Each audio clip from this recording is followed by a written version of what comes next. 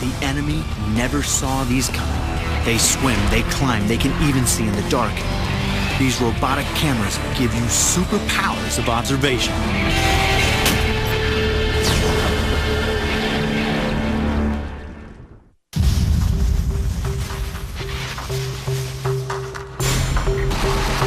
In a high-risk situation like a hostage rescue, the first thing you need is good information. Are the hostages still okay? How many kidnappers are there? Where in the building are they? Have they booby-trapped your approach? If you could get eyes inside that building before you go in, you'd have a much better chance of executing your mission. When you're talking about performing a dynamic entry into a building, the more you know about what's going on inside those spaces, the better chance you have of coming out of there alive. One of the greatest advantages you have with going in with a team of 8 or more guys, you have at least 16 good eyes watching everything that takes place within that battle space. But what if one man had to go in there by himself and pull one person out? How would he compensate for that lack of vision? If this was a movie, the hero would probably have a bunch of high-tech spy gadgets to help him, like miniature cameras that he could use to see what he's up against before going in. Great if you're James Bond, but this is the real world, right? Halfway across the world is Valernaz, Switzerland, a country famous for its miniature precision engineering. But we're not talking about wristwatches here. I've come to a company called Macroswiss to see the very latest in robotic camera devices. And I've already got the feeling I'm being watched.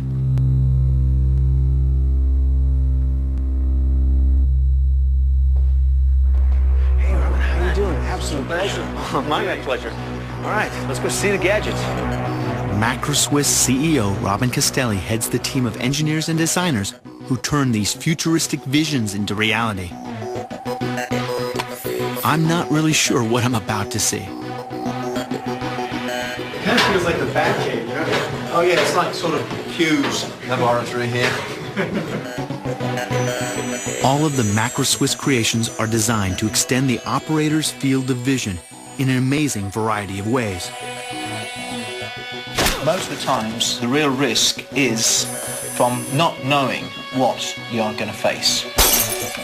The Macroswiss solution is to come up with creative ways of getting cameras to where they're needed. Take, for instance, the crab. This climbing robot was designed to scale the side of a ship, check if the deck is clear, then release a scaling ladder down to the operator below. It's a tool designed to do a very specific job. That saves you a lot of effort, and you never have to risk a guy. Well, you might have just lost the robot. But a robot, you can always buy another one. You can't buy another soldier. But not all of their devices are designed to do just one job. The short-range throwing camera can go just about anywhere to give you a rotating 360-degree view of the surroundings.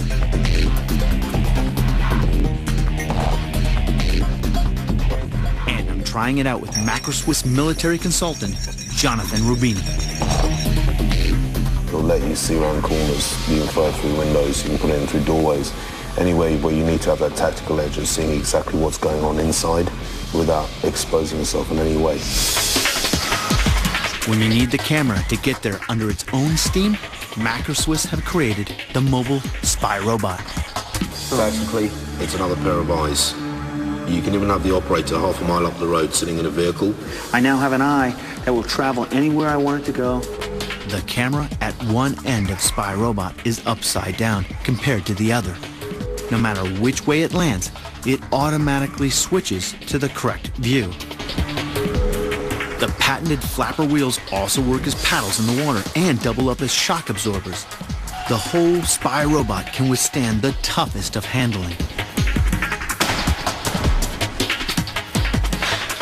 Let's see if it works now. Whatever the mission, The spy robot is your eyes on the ground.